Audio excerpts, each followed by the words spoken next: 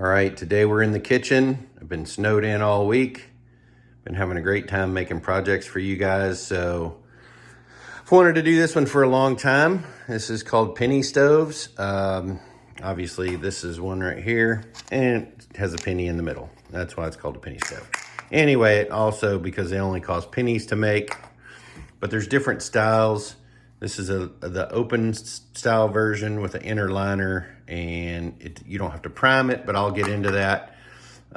So the tools we're gonna need, pretty simple. So let's make some penny stoves.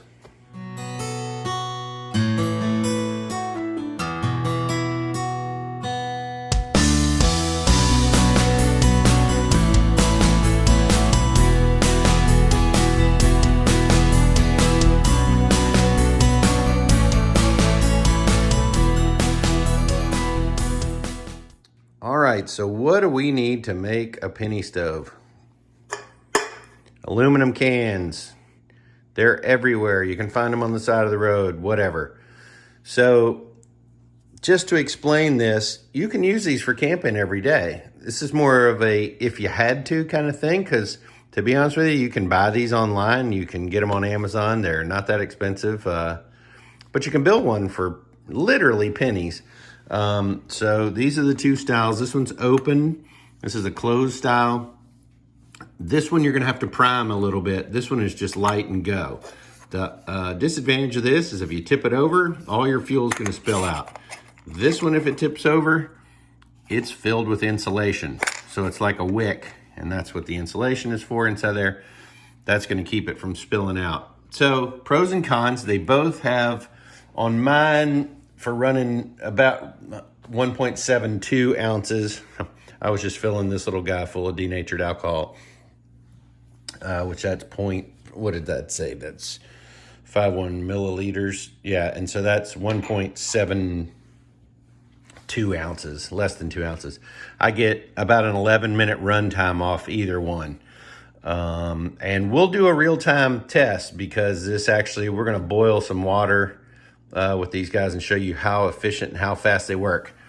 I like to use denatured alcohol. You can get this at Home Depot, anywhere. Do not buy it on anywhere but like Home Depot or Lowe's. They will charge you an arm and a leg for this stuff. I think I pay $14 for a gallon, but a gallon will last you a long time in these little stoves. Because to boil water, you barely need an ounce to boil water. So the tools we're gonna need: a box knife with a sharp blade, some scissors, pretty much any kind of scissors will cut this thin of aluminum. We've got 2 drill bits. You really actually don't need drill bits. You can do this with a push pin. You can actually poke these holes with a push pin, and a lot of people do that. I just chose a very small, well, it's magnetized to the other one. I just chose a very small drill bit that is basically the same size as the push pin, just to make things go faster. But you can totally do it. The first ones I used to make, I did use a push pin just to see if it would actually work. Like I said, box knife, a little insulation for this one. You don't need that much. This is probably would be enough to do that one. I got 2 blocks of 3/4 inch wood. This is by no means necessary. I'm going to show you a little trick to do just to kind of help you out.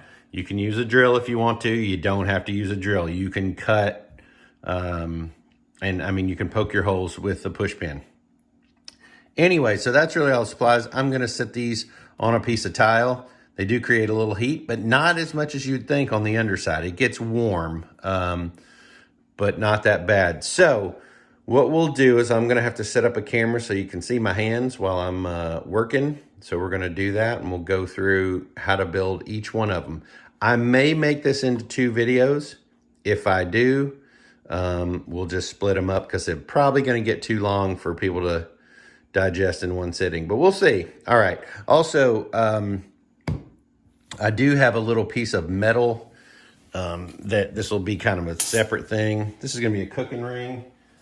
This was some material I used for a client to put this back meshing in a cabinet that had to breathe. So So this came from Home Depot. This is super cheap. This is not part of the penny stove, but I thought it might be interesting to show you. I just made basically a little pot stand so that you can drop around there, put your pot on top of it, and go cook in there. So anyway, that's just a little side item we'll add in. So let me get the camera set up and we will start making penny stoves. All right, so I think to start here, let's go ahead and make a traditional penny stove. They call it a penny stove because there's a penny in the middle. Because when you go to fill this, you're going to fill it in the middle, okay? Because it's a closed can. So this is where you're going to pour your whatever fuel you decide to use, and then you're going to put a penny over it like that. And then that keeps your flames out here, and it's kind of a pressure relief. Make sure your penny is older than 1982. If you don't, it's going to melt because they took copper out of pennies and they're made mostly of, I think, zinc or something now. I can't remember, but anyway, 82 or older. This one's 1978. So there you go. And for this, you'll need 2 cans, some insulation, your push pin or a drill. All right, so here we go. We're gonna make this guy up here. So put that there. So the first thing we're gonna do is you're gonna put holes in this can. I've seen a lot of people cut them first and then they put holes in them. The can's a lot more rigid and you have the ability to hold on to it and stand up and all that kind of stuff. So what you're gonna do, the way I like to do it is just get a Sharpie, and then you're gonna mark right here. See that? Where it's just meeting the ridge, okay? Because it's a great place for your jets to be coming out there. So then I'm gonna look at it. Now this doesn't have to be exact. So, the joys of filming and your camera runs out of space. All right, so anyway, as I was saying before, you're gonna go around and you're gonna mark these. We're gonna have 16 total. You're gonna mark here, here, here, here, right? You're gonna split. Then you're gonna go split those and then split them again. All right, so you can see I'm here to go into the smaller split. So we're gonna end up with 16 total jets here, okay? That's going to give us a nice even flame distribution all the way around. Okay. Boom. 16 somewhat equally marked holes. It does not matter. Don't get super particular about this. It's really not that important. You just want to get flames coming out. All right. So here in the center, you're going to mark a hole. And then what I like to do is take a penny just to make sure you don't get outside of where you should be. Just get you a penny and get it in the middle somewhere close. And then draw you a circle around that. That way at least you know you're in the ballpark when you're drilling holes, so you're not drilling outside. Now you can drill a bigger hole in the middle to help it go through. That's what I usually do. You don't have to do that. You can take your push pin. I'm just going to do it so you can see that it can be done. All right, so you can just do that.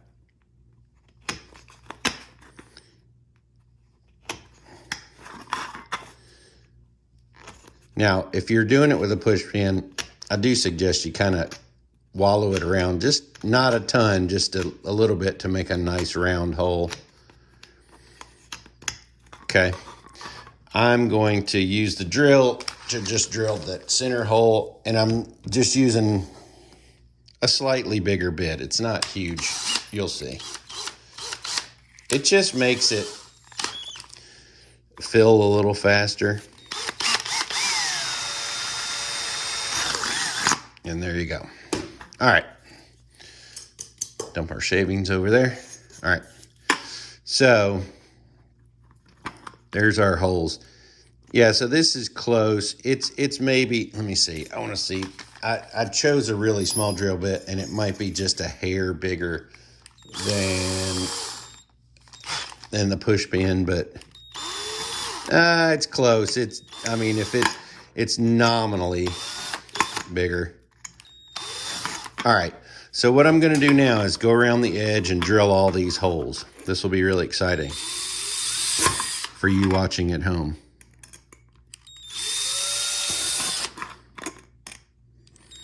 Probably speed this up.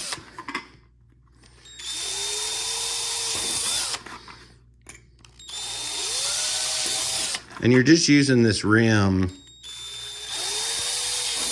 just because it kind of keeps them all in a line.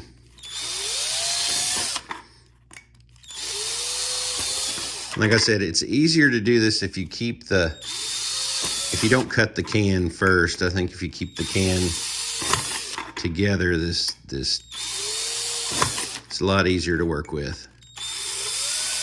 I've made them both ways, but like I said, it's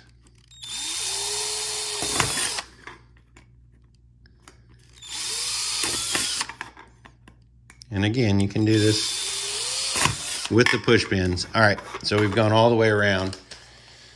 The other thing I like to do is, whether I'm using a push pin or not, is just get in here and make sure these holes are definitely cleaned out, because you can have a piece of the where you drilled it out, just the burrs in there. So make sure you have a nice clean bored out hole. All right.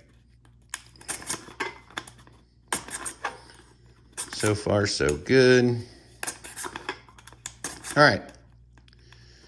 The crazy thing about these, like I said, you're making them for next to nothing, but man, when the heat they put out is insane. All right, so now we've got all that cut. So now we've got to cut this can. There's two ways to do that. You can take your scissors, find you somewhere on this can, like this line would be a good, so then your stove's gonna be that tall, which is what I kind of did on this first one. So, or you can do this, which, let's get you where you can see what I'm doing. So I'm going to turn the can upside down because I'm going to cut there. So what I would do there is I'm going to get out a razor blade. Be careful so this is 2 3/4 pieces of wood, basically makes 1.5 inches. So what we're going to do is I'm just going to rotate this can and just put it gently up against this razor blade. So what this is doing is we're just getting what we're trying to do is get a kind of universally very even score line all the way around. Can's a little flexible, and again, this is, we're not launching rockets to the moon. We're making a little camp stove. So most of these I've made, I didn't use this method. I just wanted to show it to you. So see, it makes a little score line real even. It just keeps everything really straight. You're not trying to actually cut the can. You're just trying to score it. Now, I'm probably not going to worry about it, but, well, maybe I'll show you.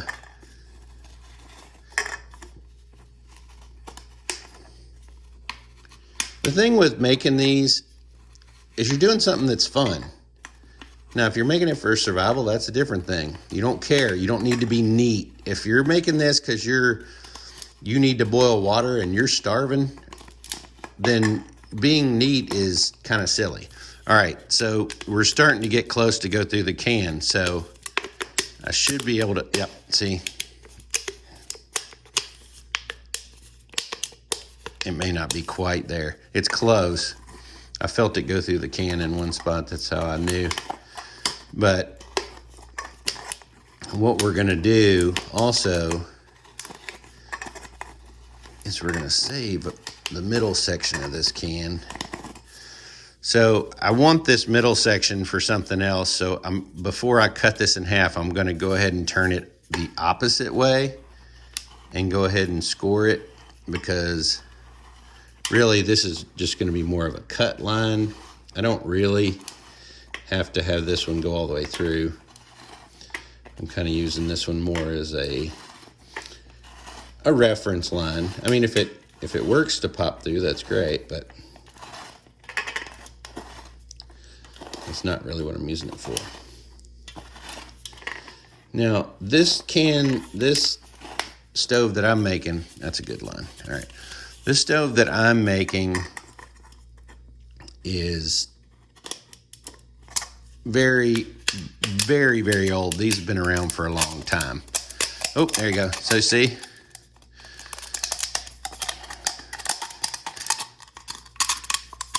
And it's not perfect, and that's fine. I've got a little bit of a funky burr there. No big deal. Again, we're making stoves out of beer cans. We're not gonna go nuts if it's not absolutely perfect. All right, boom, there's our top section. Save that can for the other part. I'm gonna actually use this part for making one of these. Okay, so now that we've done that, we've got to do this again, okay? We got to make a bottom for that. Got it? Okay, here we go.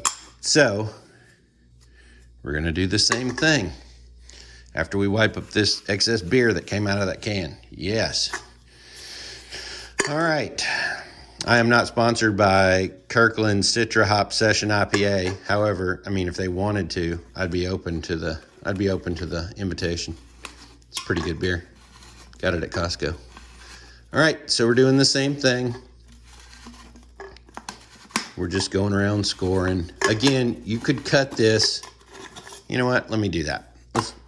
I just want to show you that it can be done, because I don't like when somebody says, well, you can do this, but then they never show you. All right, so look, if you're going to cut, move up from where you want to be, and we're just going to poke a little hole in the can so I can get my scissors in there, okay? So get in there. And what I usually do is just make a rough cut, because you want to get all that can out of your way, and then go back and make your delicate cuts. And nothing here is delicate, obviously. So let me make sure. I keep having to make sure I'm on camera here while we're doing this.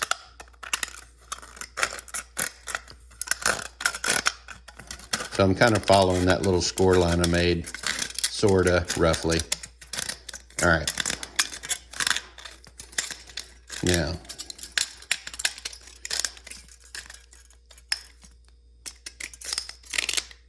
all right, boom, there's the bottom. Pretty tough so far, right? Let's wipe out. I did rinse all these cans out because they obviously have a little excess beer in them. They stink a little bit, and you don't want water in there anyway. All right, so we got our top and our bottom. There's two thoughts of doing this. Some people put the top over the bottom. Some people put the bottom, up this way.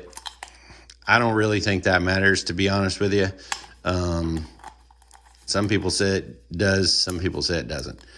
I generally think you should go in top into bottom, because that way if you have any fuel leaks, at least your flame's going to be going up, as opposed to here if you have alcohol bubbling over and going down, you get fire down there. That's just my preference. You do what you want. So we have to get this can inside of this can, right? So to do that, there's a couple ways. You can make shims and do all kinds of stuff. This, to me, is the easier way. You can take your pliers or whatever you have. What I usually do is, because I know I have a little gap between these scissors, see that? It kind of... So what I'll do is I just go up and make a little twist, right? So what we're doing is we're just shrinking the can, basically. This is the same way you put metal conduit inside other conduit. You just... I'm not cutting it, I'm bending it. Again, you could use... I could use this and do the same thing. A lot of people use needle nose pliers. And you just go up and you're just making a crimp. Okay, so you're just closing it in. Now, this is where our insulation comes in. you're just going to pack some insulation in there. This is like a wick, and it's also to keep the fuel from sloshing around in there. Okay, you don't need a ton. You don't have to pack it. You don't have to go nuts. So now we're gonna you just kind of have to work your way around and make sure you hold your mouth right. And if you do all that correctly, it takes a second. Every once in a while I get frustrated with these because you think you've crimped it enough, but come on, baby. It's almost there. It wants to go. But you have to be careful here too, because A, you could cut yourself, but B, you can also split these cans very easily. And that's part of the reason you kind of want a good edge, because if you don't have a good edge, you can split it. All right, there it goes. All right, so now you're gonna just gently push it down that way. Just trying to get a nice seat in there.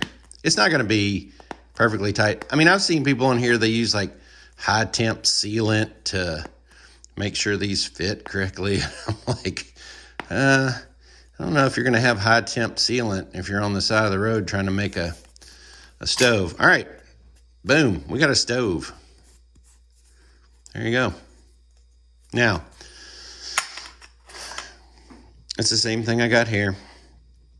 So I think we will just make this, because we're at 14 minutes. We're going to just make this for this style, and then we'll go back to this one in the next video. So here we go. Let me get a little bit of denatured alcohol. Dun, dun, dun. Actually, we're not going to worry about measuring this because this is just for firing it up. So here's the only part that I'm not crazy about with this type of stove. It's not a deal breaker. It's just, let me get some alcohol. I should have done this ahead of time. Sorry. Don't like wasting people's time. All right, just gonna get a little denatured alcohol, and I'm probably gonna have to shut the blinds so you can see this. Maybe, I don't know. We'll see. Because the good thing about it is this alcohol burns very clean, and it'll burn with a very blue flame. All right, so I'm not going to fill it all the way up. We're going to put a little denatured alcohol in the center, and you'll see that soak in. All right, see, that's how you fill it. Now, to get it primed, this one's never been lit before, so we'll see if it primes on its own. So what you want to do, and obviously that's why I have a piece of towel here. If you're out in the woods and you got rocks and stuff, it doesn't matter. What I do is pour, you're basically going to kind of spill a little bit down the sides. You can see it sliding around. That's why I've got this tile down here. Put everything flammable away. All right. So I'm going to lower this blind behind me, see if I can make it a little darker in here, and see if that helps.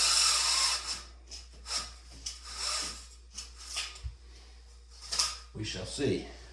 Oh, it's a little darker. See if we can get this one down here.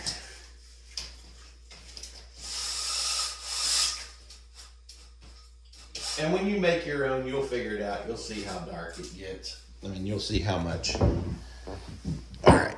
So now we're just going to light this puppy. Here's an extra butt of a can I made. This is to make a cap. So if you got an issue and you can snuff it out like that. All right, we're going to prime this. There's going to be flame.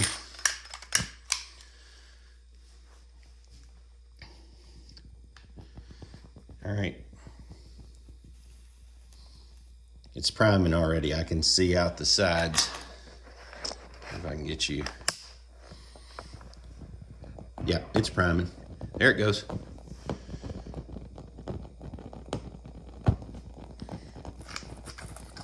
Now, it'll run without the penny. I usually put it in there so you don't have flames running up the middle and burning off the excess. So, if you put your penny in there, basically what that'll do is keep all the outer jets going without the middle jet going. And get get you in here a little closer so you can see that. So we got nice equal flames coming out around all the sides, right? So I didn't put a ton of fuel in there because I didn't want to go crazy. So we'll talk about this bracket here in a minute that I made. Let's get you back adjusted there. But anyway, I just made a little mini pot stand. So what I'm gonna do is I'm gonna go over here and get us a cup of water. Measure it out so we know it's exactly a cup. All right. And this is a little cheapy cook pan that I've got. Now, I've done a bunch of videos on this. I mean, a bunch of tests on this. No videos. Today's the first. You're watching the first. All right. So this one's glowing a little yellow. I don't think I could have put more fuel in it to get it to burn a little better. Like I said, I didn't put a whole lot of fuel in it. All right, so I wanted to come back. We're right at 2 minutes. And as you can see, it's getting ready to boil. So usually on these penny stoves at 2 minutes, 2 minutes, 30 seconds, right about that. That's where I'm getting. So you can see bubbles starting to form. So obviously that's going to boil. And you saw I just put a tiny bit of fuel in there just to test it to make our little penny stove. So the great thing is these things are just tiny, tiny little, and when you take it off, see, look at there.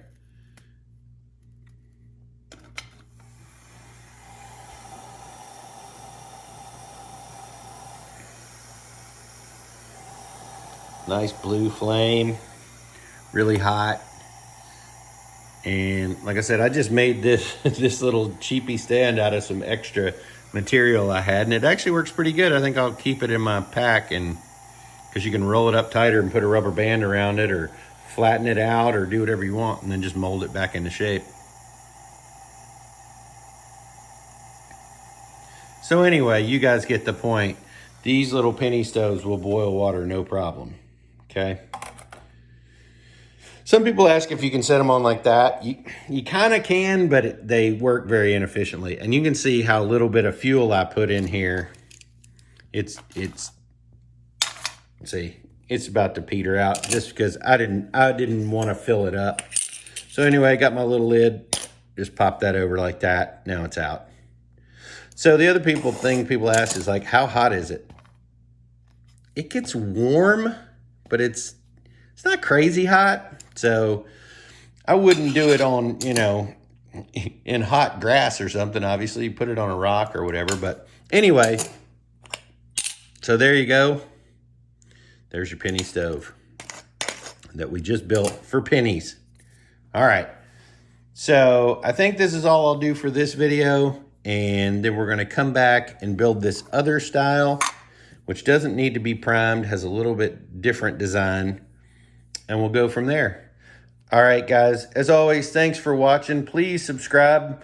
Last time I checked, 92% of my views are from non-subscribers. So if you would subscribe, that would really help me. I appreciate it. We'll see you on the next video. Peace out. All right. Hey, guys. Thanks for watching. I really appreciate you watching the channel and watching these videos. I've gotten a lot of comments on the survival videos with fire starters and how I make wax fire starters and using fat wood and all the different stuff. So I appreciate that. My channel does a little bit of everything, so we're kind of all over the board. But thanks for watching these penny stove videos. I hope you enjoyed them. Go build yourself one. They're super fun. They're easy to build, and they really are a functional piece of equipment. You could take these camping. They're great for emergency heat, whatever. Please think about subscribing to the channel.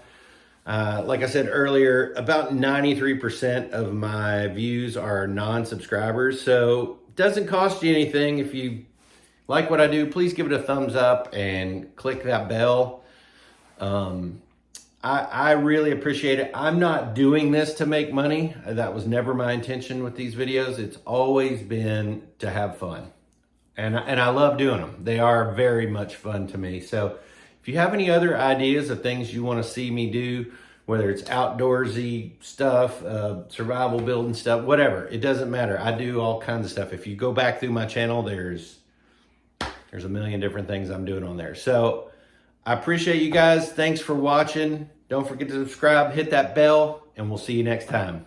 And as my pops used to say, you can't soar with eagles if you hang out with turkeys.